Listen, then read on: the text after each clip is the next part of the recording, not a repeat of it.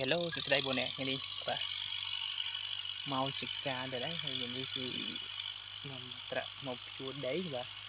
ឯងយើងដាំកន្លងនេះភ្ជួរបងប្អូនលើពងភ្ជួរនេះ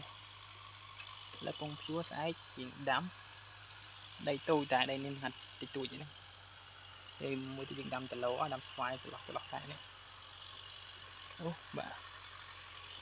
ដាំស្អែកដឹកដើមដាំមើលបងណាតនេះបាទតនេះអីមកដាំជួយខ្ញុំបានបាទតនេះនេះល្វើមិនមកទៅនេះត្រាក់ពងភ្ជួរបាទស្អែកយើងដឹកដើមដាំ5ថ្ងៃហើយបាទហើយតូចដែរបាទនេះបងណា